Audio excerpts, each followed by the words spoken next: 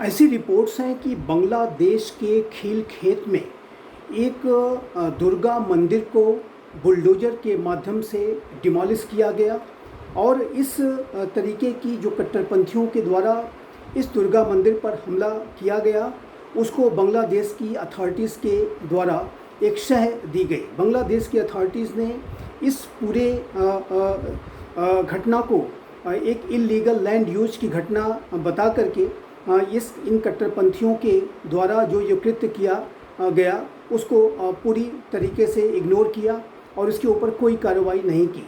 और सच्चाई तो ये है कि बांग्लादेश की ये जो अंतरिम सरकार है वो कट्टरपंथियों को ऐसे कृत्यों को करने के लिए सह और संरक्षण दे रही है।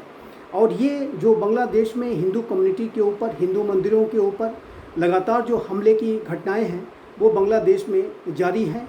भारत ने इस संदर्भ में अपनी गहरी नाराज़गी व्यक्त की है और बांग्लादेश की अथॉरिटीज़ की भारत ने आलोचना की है कि जबकि उन्हें इस तरीके की घटना का गहरा संज्ञान लेते हुए इन कट्टरपंथियों के खिलाफ कड़ी कार्रवाई करनी चाहिए थी।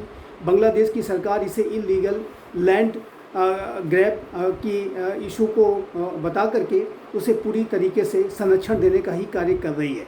तो ये जो बांग्लादेश की अंतरिम सरकार है जाहिर है कि कट्टरपंथियों के इशारों पर काम कर रही है। ये कट्टरपंथियों के द्वारा ही संचालित सरकार दिखाई देती है और इसी वजह से इस सरकार के कार्यकाल के दौरान जो बांग्लादेश की हिंदू कम्युनिटी लगातार खतरे में है, लगातार मंदिरों पर हमले हो रहे हैं। और यदि इसी तरीके की स्थिति बनी रही तो बांग्लादेश में जो लोकतंत्र का जो भविष्य है वो और अधिक अंधकारमय हो जाएगा और बांग्लादेश में जाहिर है कि एक अराजक स्थिति बनी हुई है। इस सरकार की जो जिम्मेदारी थी कि अराजक स्थिति के खिलाफ कार्रवाई करते हुए वहाँ कानून का शासन स्थापित करे, ये सरकार मोहम्मद यूनूस के नेतृत्व की जो अंतरिम सरकार है अपने इस दायित्व को निभाने में पूरी तरीके से विफल रही है। और इस सरकार के कार्यकाल के दौरान अनेकों ऐसी घटनाएं हुई हैं कि जिसमें कि हिंदू कम्युनिटी पर और हिंदू मंदिरों पर हमले किए गए हैं।